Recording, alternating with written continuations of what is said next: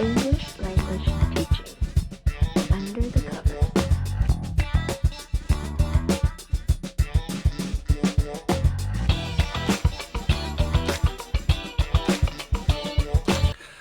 Hello and welcome back to ELT Under the Covers. Today on the show we have an English teacher trainer with over 2 decades worth of experience and has provided teacher development talks in 20 plus countries. He's also a co-author of 2 5-level general English series, Innovations and Outcomes, both published by National Geographic. He is the co-founder of Lexical Labs and co-writer of the methodology book Teaching Lexically. Back once again for the Lexical Master, Power for the Phrases Disseminator. Welcome, Hugh Dellar. That was almost like a little bit of toasting. That was terrible. It's terrible. I was like, what can I do? I just had this Fatboy Slim lyrics stuck in my head. Far less exciting ways. So thank you. Hello. Thank you for coming on the show. You're welcome. Can you take us all the way back? Take us all the way back to how you got involved with this and how you became this lexical master. Yeah. Okay, I'm not sure that's really what I am, but I can run you through how I got from where I was to where I am, I guess. I never wanted to be a language teacher. I never wanted to be a teacher at all, really. I don't know, all the way through my teenage years. I grew up sort of during the 80s, really, and most of the time I didn't really want to work at all, or I wanted to be like a kind of beatnik or just a kind of traveling bum, basically, or I wanted to be I had a vague idea of maybe wanting to be some kind of writer. I was playing in bands and kind of wanted to be involved in music as well. Drifted into doing an English literature degree, graduated, spent a year and a half doing shitty jobs, working on building sites and factory work and all kinds of crap. And kind of drifted into language teaching by accident, really, like a lot of native speakers, particularly, I think, where I just didn't know what else to do. And I had a talk with a friend of mine once who was already teaching in a pub in Soho. And he said, "What are you thinking of doing?" And my plan at that point was basically going traveling in some capacity. And he said, "You should teach. You can travel and work." And I said, "I don't like teachers." And he said, "That's the best reason there is for becoming a teacher. Look at it as a form of revenge." And this kind of like struck a little chord with me. And I thought, I like this idea. And so I did a 4-week CELTA course, CTEFLA as it was back then, and started teaching. And kind of fell in love with it almost as soon as I started teaching, really, because it was the first job, the only job I'd ever had where being me wasn't a profound disadvantage. In every other job I'd ever had, I kind of felt like being me was a bit of a handicap, really. Whereas once you start teaching, you're kind of like, you're like the lord of your own little universe, and you can kind of create the world as you think it should be, even if only in miniature. And I kind of raced through my early years of teaching with a real kind of hunger. I was kind of aware of the fact I didn't really know what I was doing, and aware of the fact that there must be better ways of doing what I was doing. And so I read a lot, and I kind of engaged in lots of wild, often fairly demented experimentation, and slowly kind of edged towards something resembling sane practice. I did my Delta after a couple of years, and then I did an MA TESOL. And by the time I got to the end of my MA TESOL, I'd pitched my first book, and I wrote my first book, Innovations, with a guy I met on my Delta course, Daryl Hocking. And literally the year I finished my master's degree, I had this course book published and kind of entered this whole new world. That was also the year I became a teacher trainer as well. So it was kind of quite a big year for me that year. And then from there, I mean, to begin with, we wrote a course book as a one-off, and we didn't really have a long-term plan. And they asked us to write a series based around it. And so we did that. And the same kind of thing with teacher training, really. It's like I trained up as a CELTA trainer, and then I got to start running some CELTA courses. I got a job at University of Westminster. Then from the writing, I started getting asked to go and talk at conferences, and it was just kind of one thing led to another without any real master plan to any of it. And just sort of recognizing that you should probably take the opportunities when they present themselves because they might not come round again. One of the things that kind of stands out that you've said so far, Hugh, is just I guess sort of prior to you doing your Delta, was it post CELTA, when you were doing you said tried out loads of crazy experimental ideas. That sounds really interesting, because I think that like a willingness to try things in the classroom is one of the things that differentiates like really good teachers. Yeah, maybe. Although, yeah, maybe. I kind of think it's driven by a sort of a duty of care in a way, where if you care about the people that you're kind of responsible for, you kind of end up caring about doing what you're doing better. And if you care about doing what you're doing better, it means recognizing your own limitations and the fact that you don't really know what you're doing particularly yet. And I was reading tons and tons and tons, and I've got this whole stack of books here of stuff I've kept. And to begin with, a lot of it, I think, was just, I think the way I thought about CPD was learning new tricks and games and recipes and activities. So I'd buy all of these books about, 100 ways of using newspapers in the class, using storytelling in the classroom, using pictures in the classroom, using drama in the classroom, role play in the EFL classroom. And I was kind of racing through all of this stuff, kind of like trying it, thinking there was half a decent idea in some of these things, ditching a whole load of things and thinking, Jesus, what was I doing that for? And kind of shedding skin quite a lot as I was going through it. And I think what really then caused the kind of, I don't know, like the seismic change in what I was doing was actually getting an underlying theory of how language worked and how learning worked. And I think it wasn't until I was able to kind of conceptualize that was an important thing, and to be able to articulate what it was I believed about language and what it was I believed about the way language was learned, that I actually really started improving in a serious way as a teacher. And I mean, I noticed it just in terms of what students say. Okay, so when I was a younger teacher, students would always say, "We like your classes, you're dynamic." And I used to think that was a good thing, because I thought that meant, I was bringing energy to the classroom.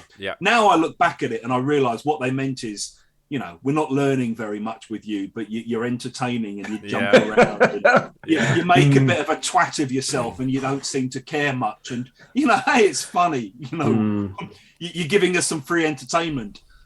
Now what students generally say to me is, thanks, that was really useful. And I would much rather be useful than dynamic. I mean, nice to be both. But if I have to choose one or the other, useful any day over dynamic.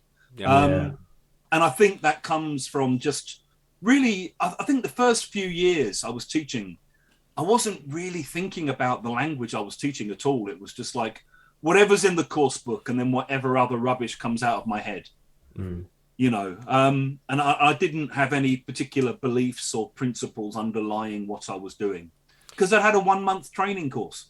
No, it was just like I was completely thrown in at the deep end, like anyone who comes in on the back of a CELTA is. What prompted one? How did you come to this discovery of the idea of how language works? Was it something that you kind of innovated yourself through these, God, no. testing, or was it a series of books, influences? It was one book. So I did my Delta in 1995, and we were the first year of Delta students who read The Lexical Approach by Michael Lewis as a set text. And I think it only came out in 1993. So I was very much the kind of advanced guard on reading that. And when I read it, it just absolutely resonated with me. And I'd been living in Indonesia for a couple of years and learned fairly decent Indonesian. And my Indonesian experience was much more positive than like my failed attempts to learn French at school. Mm-hmm. And I'd often kind of reflected on why I was learning Indonesian much faster than my students seemed to be learning the English I was trying to teach them. Mm-hmm. And trying to work out what was different and what was going on. And then when I read the lexical approach, for me, I think what it really did was it gave me a way of thinking about language that made sense to me. Just the idea that, you know, words work together in often arbitrary ways. There's often no logic to it. There are loads and loads of like fixed blocks of language that you need if you're going to speak fluently. Spoken language in particular is full of all of these chunks and blocks, and that's why we can process language in real time. All of that stuff just made complete sense to me, and the examples in there were like, oh yeah, that's like this expression and this one, and you start to realize that there's thousands of these bits of language that you've accumulated over the years. I guess around that time I was also reading things like Mike McCarthy and Ron Carter's work on discourse and discourse analysis, and particularly looking at speech and the difference between spoken language and written language. There was all of the work that was coming out of the co-build corpora stuff at that point, Dave and Jane Willis's work. There were the sort of first attempts to try to kind of work out what this might mean for course books. So you had the co-build English series, which was a kind of heroic failure that kind of bombed massively, but was interesting. And you had the start of LTP, which was Michael Lewis and Jimmy Hill's publishing company. They were starting to do kind of business English course books by people like Mark Powell. Mm-hmm. And so I was kind of like around all of that as a kind of young teacher coming into thinking about writing my own material. And I guess what I started to kind of feel was there was already a kind of fairly solid grounding of ways of thinking about language in a lexical manner, which existed out there. And I think what Michael Lewis did was basically synthesize a whole load of stuff that was already out there and kind of package it. Yep. And then from that, I went back and read things like, you know, the Pauly and Sider papers and all of these kind of like, you know, seminal research works in the field of kind of lexical analysis and lexical thinking. And what I kind of realized was there were two big gaps, which were material that was written with all that in mind, and then kind of pedagogical thinking or pedagogical practice, which was rooted in a particularly lexical way of thinking about language. And that there was a kind of conflict between the way a lot of course books were still structured and that way of thinking about language and understanding how language is acquired. And so I think I was just lucky that I was probably one of the 2 or 3 first people who came in at that point, who grasped those ideas about language and recognized that there was a space to move into that I could occupy.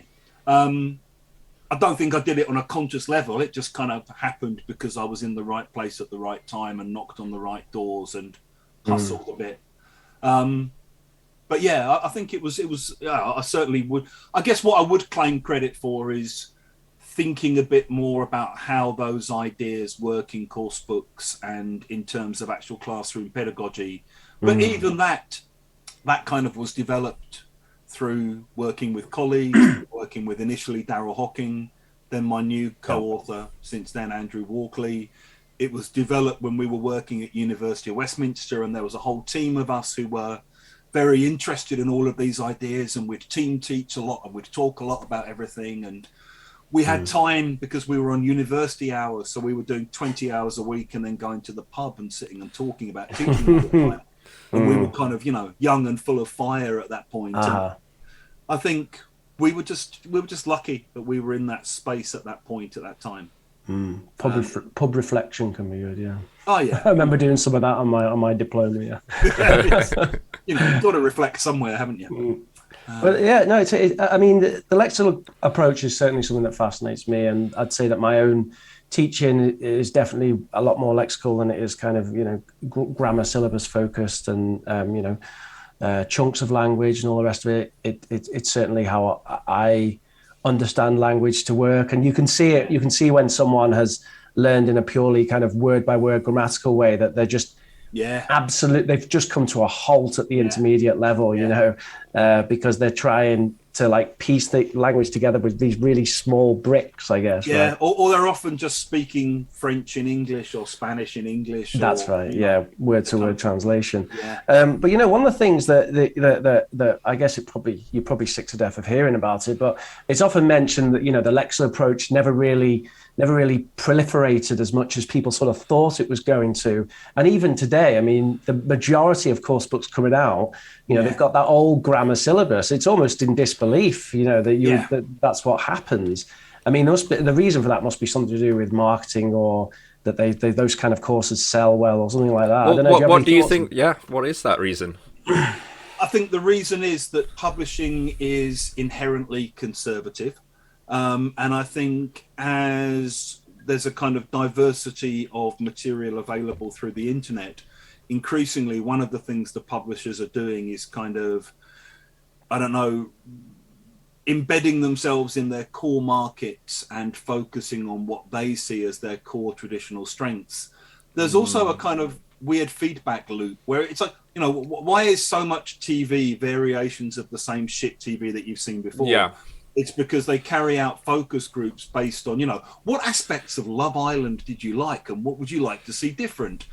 And so what you end up with is basically no one wanting to take a risk on something that's too different from what's sold before. Yeah. So it's the problem with focus groups. If you'd asked focus groups after the Beatles split up, what would they like to see? No one would have come up with David Bowie. It's just, no one would have said, an androgynous bloke in a dress, please. It's not how focus groups work. Yeah. And so I think what you get instead is you get endless variations on the same theme that's already been popular. And so what you have is, because of Headway, and then because of things like English File, you have almost like a grammatically based syllabus which becomes written in stone, which must be adhered to. And what you then get is other things are allowed to be kind of window dressing around the edges. So you can do that and have a task-based approach and sell it as cutting edge. Or you can do that and have a kind of lexical additional frill, And I think where we kind of came in was, well, you need to do it in a completely different way. I think it's also because grammar's generally more easier to test, or people are maybe not easier to test. People are just more used to testing grammar. Okay. And they almost demand it for students. Where is my grammar? Exactly. And so there's a sort of, it's a vicious circle. The course books keep giving people the same syllabus. So the exam systems test, well, Cambridge exams don't test, interestingly, but like state exams in, Peru or Ukraine or whatever, basically test grammatical structures much more than they test lexis.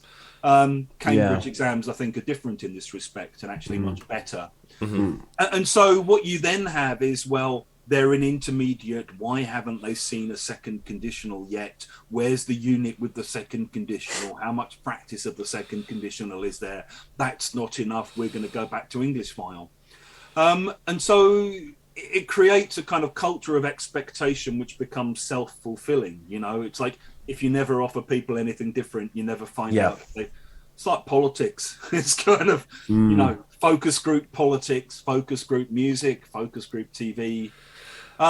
It's one of the difficulties with being an industry as well. It sounds similar to, all these movie studios putting out sequel after sequel after sequel. They know it makes money. And if you're making money, you don't want to try and not make money, right? Exactly.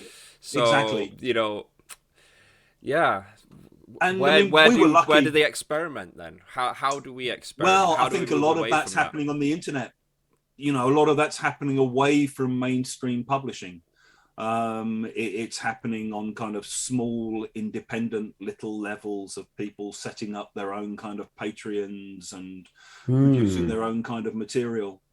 And I think there is a kind of slow drift away from particularly the more generic nature of course books and the kind of limitations and restrictions of what course books can offer.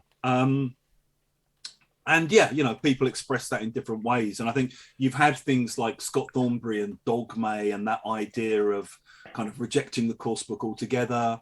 You have more and more people who kind of, you know, I see a lot when I go to schools, we don't use a course book, we use our own material. And often what that means is they've just photocopied and cannibalized a bunch of other people's course books and kind of glued it together with their own cover on it or something. Yeah. But I think there is a kind of growing feeling among a lot of people that, you know, you want to have something a bit more bespoke or a bit more tailored. And I think publishing's very aware of that, and they know that that's a problem, but they're just not necessarily willing or able to take the risks that will allow them to branch away from the way they've always done things. And I think we were very lucky in that initially we worked with LTP, with Michael Lewis and Jimmy Hill, who kind of completely helped to shape our thinking about what we were trying to do. And when they sold to an American company. And I think the fact that we were working with Americans made it easier for us to pitch ideas to them. I think the British companies, particularly your kind of CUPs and OUPs, are much more inherently conservative and traditional and blighted by the old boy network and the kind of the innate conservatism of you know, British society in that way. The Americans are like, you've got an idea, sell it to me. I like it. Let's go with this. It's gonna make a lot of money. Wait. They did tell us that. That was not the idea. It's too late. Let's go. Yeah. Don't believe that bit when they tell you that. But they're definitely more willing to take a risk on something if you've got an idea. Yeah. So, you know, I think we were lucky. It was just like luck that we ended up dumped in the kind of dumped in with the furniture when LTP sold up to the Americans. Is it luck, or was it just the moment of a hero arising? You know, like the Joseph, you make your own luck in life. So. I don't know. I don't think of it like that. Well, it sounds like every experience that you went through, if a person had not have gone through that and was presented with that opportunity, then it would have been lost. So it's kind of like a little bit of both. Yes, I mean, my dad's from South London and he was self-employed all his life, and he bought and sold cars and was an antique dealer and basically a bit of a kind of wheeler dealer. And I guess I grew up with this idea that you had to hustle and that no one's going to hand you things on a plate. And so if you're not from the kind of backgrounds where your old school tie opens doors for you, then what you do is you hustle. And I was always quite good at hustling. And there's a part of me that thinks, you know, it's not luck. It's just recognizing when you've got an opportunity and running with it. Yeah. And I think it's just an important thing to recognize in life that when things come around, take it. Yeah, right. You know, they'll offer it to someone else otherwise. Right. Sometimes the you know, kind of just how it works. Pieces of the puzzle sort of come together in the right way. Yeah. So aside from the lexical approach and you're thinking in a lexical way, what other kind of major epiphanies do you think you've had about understanding how languages were learned? Because it seemed like there might be something more to that. So I think the main epiphany I had was actually learning a foreign language properly myself. And I don't really trust native speaker teachers who've never really done that. And I know my own experience of learning Indonesian, and, you know, I could still be a lot better than I am, but, you know, especially when I was living there, I was pretty good. Could, you know, survive in the language very, very easily. And I think what I kind of realized was that what was happening when I was learning Indonesian was I wasn't learning anything superfluous. I was basically just learning what I needed to say, and I was learning what I heard other people say. And what I wasn't learning was all the kind of stuff that litters course books, which was, if you were going to eat a bicycle, which part would you eat first? If you were a fruit, which fruit would you be? If you won $1 million, what would you do? The phone was ringing while I had a bath. The phone was ringing while I was having a bath. Just this endless crap that we subject students to and force them to reproduce, and then wonder why they struggle to use English in a communicative, real-world context. And when I kind of started looking at my own teaching, I was like, half of what I'm teaching, I've never said in my life. And I'm teaching all this stuff to pre-intermediate students because it's easy to teach, or there's a jigsaw picture gap I can do with them, or just because it's in the course book and I don't have to think about it. But when I'm speaking Indonesian, half the stuff that's in your average pre-intermediate book I've never said, and I will never say, because I don't need to say there is a fat man sitting on a blanket playing the guitar. It's just not something that I've ever needed to tell anyone. Or she is riding a horse, he is jumping, they are eating their dinner, all that kind of stuff that's in course books because it's easy to illustrate, or it's kind of conceptually simple. What I learned with Indonesian was just, how do I say this? What was it he just said? And I think the other thing I realized was just the absolute total importance of repetition. I can't remember who said it, ironically, but there's a lovely quote about memory is genius. And I always feel like that about foreign languages. When people kind of say, was it easy to learn the language? It's like, learning it's easy, remembering it's really bloody hard. And hearing something and repeating something and being told what something means is easy. And any idiot can do that. I could get you to repeat some Indonesian now and you'd go, oh, I'm speaking Indonesian. Would you remember it in 10 minutes? Probably not. Okay. And so I think the only way that stuff gets kind of drilled into you is through endless repetition.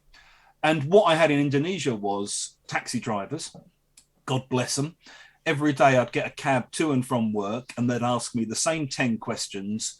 And over and over and over again, I'd sit there kind of telling them what religion I was and why I wasn't married and what football team I liked and what I thought of Indonesian food and women and all that kind of thing. And no, I didn't want to be taken to a special sort. Thank you very much for asking me. And I'd have those kind of conversations over and over again. And after a couple of months, you get really confident at having those conversations and you start to branch out. And I kind of realized that what I wasn't doing in my own classrooms is building in repetition, building in recycling, building in the chance to kind of layer and add to what you can do already. That it was like, done that, move on, done that, move on, done. And it was kind of like a ticking things off rather than a sort of circling around things. It's like like a snowball. You kind of like picking stuff up and then going more and more. And more, whereas mine was more like a kind of demented Lego staircase without much underpinning, So how do you go about doing that? I mean, how do you replicate that taxi conversation every day in the classroom? So I think there's 3 or 4 answers to that. I mean, as a writer, the way you do it is when we're writing, we keep a list of everything that we've included so far in the book, and we try to encourage repeated encounters with words over time. And I know one of the things that people who use the books have said quite a lot is they notice the recycling and the repetition of language. And that's a very conscious decision we've made. And I also know from working with other publishers, it doesn't happen a lot because publishers will kind of say, well, you had that word already in unit 3. And you're like, yeah, that's a good reason for having it in unit 5. Okay, so it's like, why would you not want to re-meet something? Well, no, that word belongs in unit 3. And there's this sort of weird idea that, words belong in particular places rather than all over the place.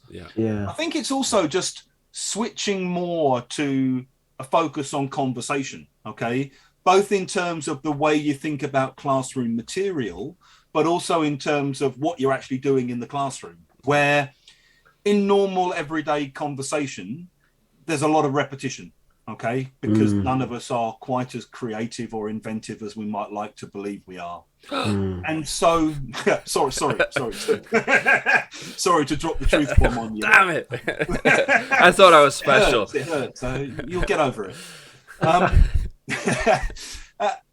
I kind of think that, you know, there's a lot of recycling and repetition and of grammar. You know, you recycle the same grammar all the time in your everyday conversations. There's a little bit of past simple, there's a little bit of going to, and often in quite fixed kind of chunks. So it's often kind of, you know, did you have a good weekend? What did you get up to? Did you do anything? Where did you go? I went here, I did that, I'm going here, I'm really looking forward to that. You know, we kind of combine grammar and vocabulary in quite predictable ways a lot of the time in everyday conversation. And so I think if you have more conversation in the classroom, both in terms of the classroom material itself and in terms of what you're doing with the students, inevitably there's more repetition and recycling. And I guess then what I try to do as a teacher is, through my own teacher talk, through my board work, through the examples I'm giving, I try to recycle where I can, and I try to be conscious of testing them on things that I think they should know already. You know, I mean, just this morning, just before I was talking to you guys, I had a kind of proficiency level class, and they were talking about weekends. And one of the things that came up was one of the students was trying to say, I don't work weekends. For me, they're can I say sacred? And I suddenly remembered that 3 weeks ago we'd had my weekends are sacrosanct. Okay, like, you know, I don't work weekends at all. So I just kind of made a little note and recycled this at the end. And it's just being aware of those kinds of things and looking for opportunities to kind of go, I know what you mean. Let's see if anyone remembers this at the end of the class. And of course, half the class do. And you kind of go, yeah, not sacred, but that's sacrosanct. Good.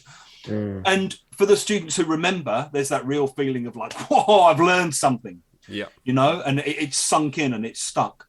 And I just think you need that. And I often think about it in terms of driving. I mean, I didn't learn to drive till I was 35.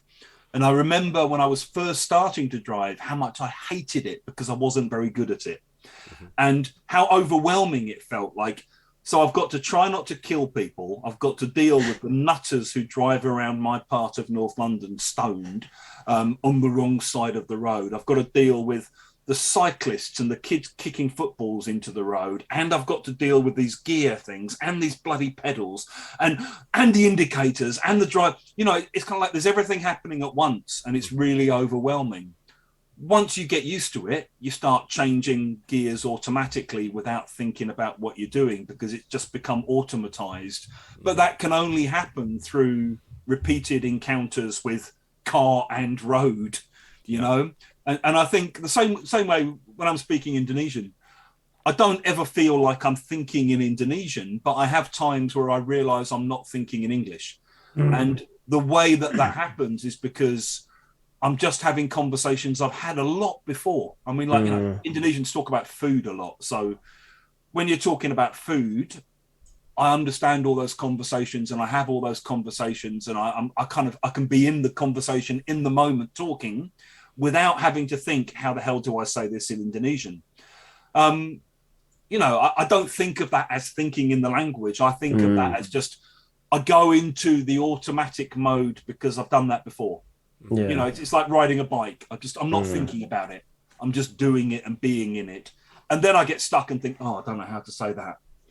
And then I have to think in English again, you know? Yeah, that certainly sounds pretty accurate to me, Hugh. I mean, that's the way I feel about it. I think there's something a little bit pernicious about the phrase thinking in English because, you know, a lot of students get told it by some teacher or other. And then like, they how am I supposed to get there? Yeah. You know, and I don't know about you, but I mean, I guess I must think in English, but even in my own head, in my own language, I'm not really conscious of thoughts bobbing round my head in a language. Do you know what I mean? Yeah, I think it's kind of when someone says in there. When someone says thinking in English, it feels to me like they're putting a middleman in there who's not normally there. You know. It's really more you have an idea of what you want to say and it's like your mind kind of hands you these word chunks while you're speaking. They come out your mouth. And that certainly does happen in a second language, as you say, as you with repetition, you use those word chunks again and again. It's not that we never have, say, a monologue in our mind. You certainly can. Like, sometimes if you kind of drift off and just sort of look out the window, you might start describing what's going on in your head. Sometimes I do things like that, but I would say it's the minority of time when that kind of thing's actually happening. Most time, as you say, it's usually not when you're engaged in face-to-face communication. Yeah, exactly. Yeah, because it'd be way too slow for one, and too considered. You might come across a bit like a politician or something. Like you're considering every word, or you're thinking through what you're saying before you say it. I don't know any politicians that do that anymore. That's a good point. I think they just read what's on the script now, don't they? So we did not break the rules. With my background, I spent a lot of time teaching young ones in Asia, in Korea, in China, in mostly in China in public schools, large classes, and one of the things is you like you mentioned before, you have to deal with the state system that's always pushing the grammar, the structures, because that's what they can test and standardize and everything like that. And I'm just wondering for like my viewers that are often these backpacker teachers, what would be some suggestions about how you would go about implementing like your approach or more of a lexical approach in the class? Because one of the things that I always help give to the new teachers, and you're not gonna like this so much, is the PPP, and that's from the CELTA, and it seems to be always things to be a simple way and a crutch for them to you get hold of that, and then you can start moving on from there. But how would they start moving away from that and implementing something like your style in the classroom, especially like large classrooms, younger students, low levels of English? Any ideas? Any suggestions? Yeah. So I think I understand why you'd recommend PPP like that. And I think when I was a much younger teacher, I probably also found it a sort of handy crutch to lean on. I think where it becomes problematic is sort of in 2 or 3 areas, because it kind of operates on the assumption that we always ask and answer things in the same tense, okay, which is obviously a complete fiction. And so you end up with students who are sort of like weird broken grammar robots who can't have conversations. But if you kind of go, where are you going to? I am going to Brighton. Have you been there before? No, I have never been to Brighton before. And it's like, oh God, you're one of those students who's learned their English like this. And they sort of don't understand that the purpose of being asked these questions isn't to see if they can produce full grammatical sentences repeating the tense that the question was asked in. It's because you want to have a conversation with them. And I think also the other problem with PPP is you don't get that kind of recycling and awareness of how things interact with each other as they do all the time. So, I mean, really, when someone says, what are you doing this weekend? You might say, I don't know, I might just stay at home. I'll see how I feel. Have you been to see a doctor about it? Not yet, I'm going tomorrow. That's really normal in everyday conversation, but PPP kind of pretends that doesn't happen. I guess the way that I would say you move away from it, and I recognize that people will be limited by their own contexts, and all of us have to work within the confines of the reality of our surroundings in a sense. And I don't want anyone to lose their jobs because of some crazy idea they hear on the internet. I think there's 2 things I would say think about doing more of. I think one is when you're teaching vocabulary, just think about what it is you might actually say using the vocabulary you're teaching, okay? And whatever that vocabulary is, try to give whole sentence examples, fully grammaticalized whole sentence examples that resemble things you might want to say, okay?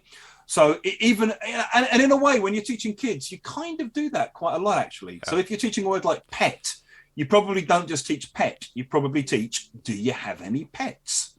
Okay. And you teach that in a whole question, which is quite useful. I I think it's then just thinking about what conversations might you have. Okay. So if you're teaching, do you have any? Okay. And you're teaching, do you have any pets? Do you have any brothers or sisters? Well, if you're teaching, do you have any pets? Okay. What kind of questions might you ask next? So if they kind of go, yes, a cat. Well, you might say, is it a boy or a girl? Or what's it called? Or how old is it? Or what breed is it? Or, you know, how long have you had it? And maybe just think about, okay, you're teaching the question you have to teach because it's there in your course book and it's part of the grammar structures. What are the next two questions that you might want to have? And just push that a little bit more in the direction of something resembling a bit more of a normal conversation. If you're teaching, do you have any brothers or sisters? Well, it's thinking about what might you say next? Like, you know, no, I'm an only child. Yes, I've got one brother, older or younger. How do you get on? Okay. What does he do? What does she do if they're older than you? You know, do you all live together? And I think it's just recognizing that you can have little conversations, even among large groups of people, by just adding one or two extra questions sometimes. And it's then thinking, well, if you're using a course book and you've got fixed vocabulary that you have to teach, fine, you teach the vocab you have to teach because that's what's in the syllabus. But again, if it's like a lexical set, I don't know, like it's ways of traveling, it's like, you know, car, boat, plane, ferry. It's then thinking about, well, what might you actually say? Okay, what might my kids that I'm teaching might actually say?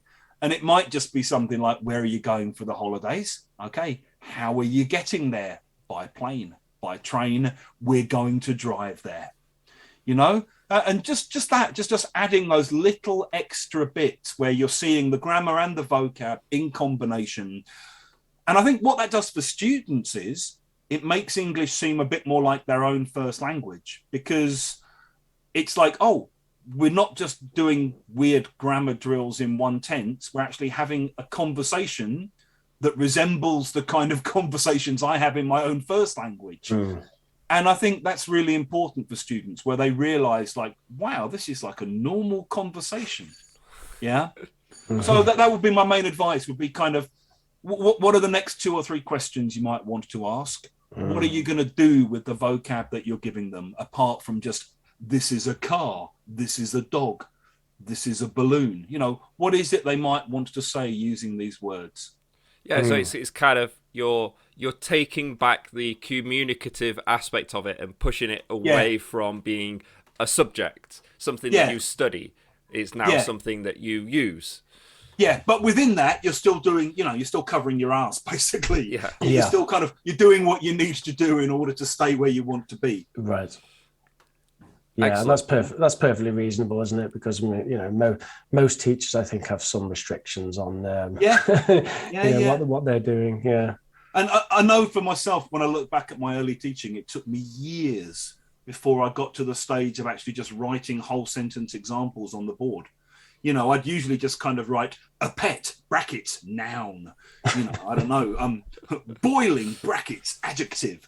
And it would just be like, at the end of the lesson, there'd be this random kind of splurge of single words up on the board. And it's like, what does the student do with that when they take it home? Like, how do they revise that? How do they make sense of that? How do they proceduralize and turn that into some kind of useful output? What am I really helping them with here? It probably took me 7 or 8 years to get to the stage where I started being much kind of slower and a bit more systematic. So, like, you know, if I'm teaching boiling, it would be something like, what's the weather like where you are? Boiling. It's 34 degrees out there today. And just showing them that little exchange, like, boiling means very hot. Here's one example. You know, and that's a kind of, it's a small shift, but it's a really significant shift, I think, because once you go down that road, you're then always thinking, what do I do with this word? How do I use this word? What do I do with this grammar? How do I use this grammar? What do I do with this chunk? How is this deployed in normal everyday use? And it's a kind of shift in terms of thinking about your own authority in the classroom, because I think when I was younger, I used to think my authority came from my ability to bore my students with lectures about how grammar worked. Now I think my authority comes from being able to show them how to use the language they're encountering. You know? And it's really tricky because a lot of things are quite similar, you know, and they'll kind of go, well, what's the difference between, you know, repercussion and implication? You're like, oh. Now there's a question for a Monday morning. But what that does is it kind of keeps you alert to language, and it keeps you thinking, and it keeps you growing. And for me now, I mean, I've been teaching like 28 years, and every week I still get a question that I've never been asked before. And it makes me kind of go, that's a really good question, and I'm not sure I know the answer to that. You know, and I like that. I like that I still have to think about how things work. Yeah. And I also like that students think I might know the answer, and I like that they're paying me for my ability to make that clear to them in ways which they understand. You know. Well, it's one of the great things about teaching is you constantly, if you are engaged with it and open, you know, it's you've got that neuroplasticity happening. You're always challenging, keeping your memory, your mind young. Sorry, Rich. Yeah, I know. I quite like. I think there's sort of an implication there about how you know, as a teacher, part of the skill of kind of, let's say, transitioning to a kind of lexical approach style teacher is that you sort of become better at recognizing useful chunks of language, and then part of the thing that you actually teaching the students as you teach more lexical approach style classes is you're teaching them to recognize that. That is really useful, because that's, you know, for me as a language learner, that's definitely something that I've taken on board. I mean, when I'm, when I'm listening to a foreign language that I'm learning, I very much kind of go, wow, that sounds useful, you know, and that kind of thing. And that's kind of where you want the students' focus to be, because that's what's likely to benefit them a lot more. And I think that can only be achieved through a sort of slow, covert war of attrition, you know? It's kind of learned through weeks and months of you as a teacher kind of going, well, these words just go together. It's just a fixed expression. Yeah, you could say it like that, but normally people say it like this. And just kind of drilling those things home over and over again in class. And I think slowly over time, it does start to have a kind of impact on the way students themselves notice and perceive what's around them. You know, I mean, I notice it in terms of the questions they ask. You know, like often they'll come to class and the questions they will have been asking will be things like, what's the difference between how long have you lived here and how long have you been living here? And I'm kind of going, nothing worth worrying about. After 3 months, they're kind of asking, well, what's the difference between implication, consequence, and repercussion? Like, well, that's a very different kind of question. That's much more about, I recognize these words are similar. How do I use them? You know, and it's kind of, it's much more about just the usage rather than the splitting the hairs of the meanings. And so I think, you definitely notice it in terms of the kinds of questions students ask you changing over time.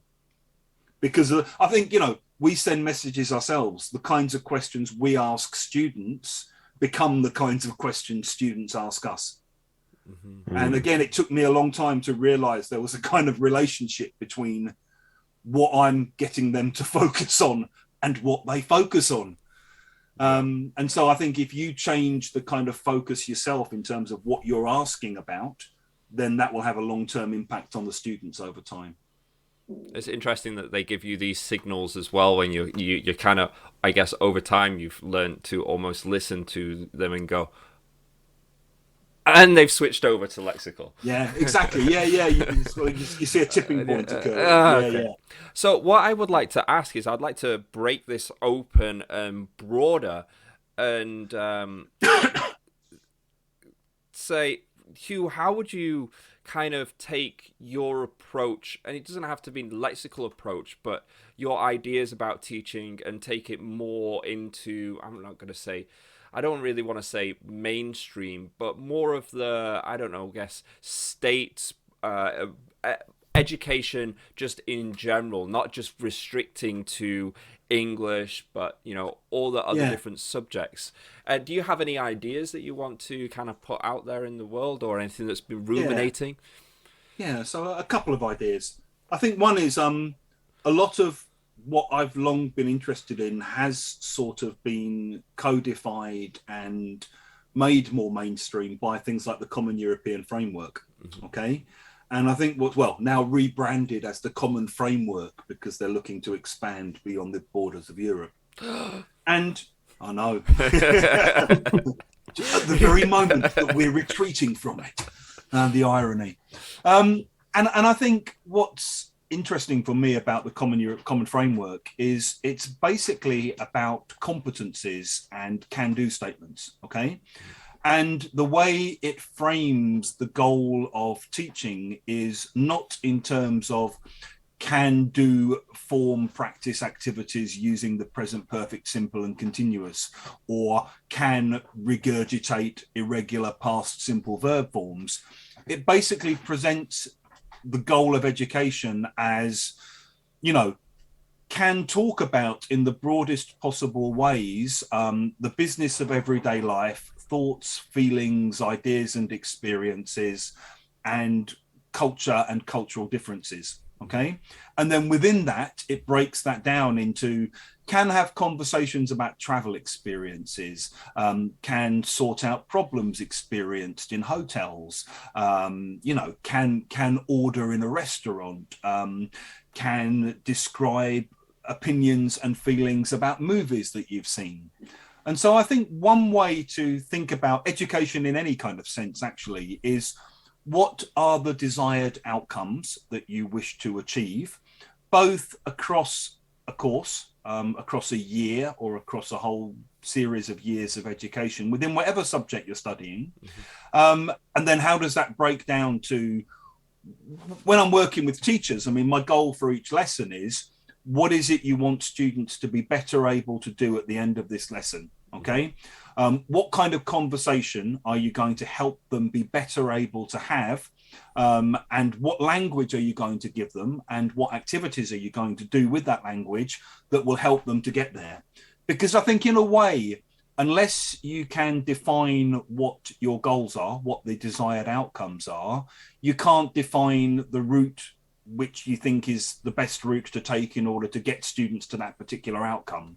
So I think I first encountered all this when I was reading about American high school syllabus design. And they've got this idea called backwards planning, which is actually nothing to do with English language teaching originally, which was basically define the desired outcomes, break that down week by week, lesson by lesson. Once you've defined the desired outcome, map the most direct route that allows your students to move towards that desired outcome. And within that, define the knowledge, the facts, the language, the ways of thinking, whatever it might be, that will allow them to get to the point where they can perform those outcomes better than they could before the lesson. And I think that works across all subjects. That works in terms of maths or chemistry or history, or if what you want is, you want students to have a better understanding of the way in which British Empire impacted upon the expansion of global capitalism and the way in which it still has repercussions today. If that's what part of your syllabus goal is, well, break it down. How are you going to get that information to the students? What is it you want them to take away from each lesson? What texts or videos or facts do you want them to acquire within that will lead them towards that? And I think that's the same with language teaching. When I first read it, it was like, that's what we've been trying to do with our course books, but this articulates it more clearly. So I think with things like outcomes, what we've tried to do is to sort of define and delineate desirable outcomes with the common framework in mind a lot of the time at each level for different kinds of groups of students, and to then think about what input might we be able to provide that students might take on board that will help them achieve these outcomes better. That's fantastic. Very good. I completely and wholeheartedly agree. A round of applause. So I know, Hugh, that you've got to be dashing off shortly. I do. So, I do. Like now. really, thank you for coming on the show. We would love to have you back, but at this point, what we would like to do is kind of hand it over to you and let our viewers and listeners know how they can get in touch with you, anything that of your vast materials that you would recommend, and how they would get hold of that, and any final thoughts that you would like to offer out. So you can get in touch with me just by emailing me. It's Hugh, which is HUGH, at lexicallab.com. You can also check out our website, www.lexicallab.com, where you can find out more about the kind of advanced level online language lessons we offer, the teacher training we offer, the summer school we offer. We also have a methodology book here called Teaching Lexically, available through all good bookshops. And we're actually, the meeting I've now got is about doing a third edition of the Outcome series, which is published by National Geographic Learning. If you're on Instagram or YouTube, you can find Lexical Lab. And we do these little 1-minute English videos, kind of exploring stories and language around particular bits of language. They're all free. They're out there, available to anyone who wants to use them. So please do find us and follow us. And thank you very much to you guys, Neil and Rich, for your interest and reaching out and finding me here and putting me on. And love to come back again at some point in the future.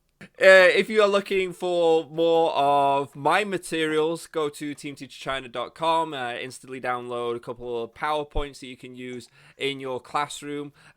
We also have Team Teacher China YouTube channel where we kind of explain and go through those materials, and then we have Team Teacher English where we put those materials into self-study videos, and Team Teacher Baby where I take all my experience as teaching and put it into my parenting practice. And Professor Rich, you also mentioned about how you're a VTuber on Team Teacher English. You have an avatar, a panda. Anyway, yes, if you want, you can check me out for youtube.com/Professor Rich. You can go to twitch.tv/ProfRichGaming. You can email me at eltunderthecovers@gmail.com if you would like to come on the show. Also, add us on LinkedIn if you're a teacher and professional and want to get involved in the stuff that we do. Thank you very much for watching. Like, subscribe, share with your mother.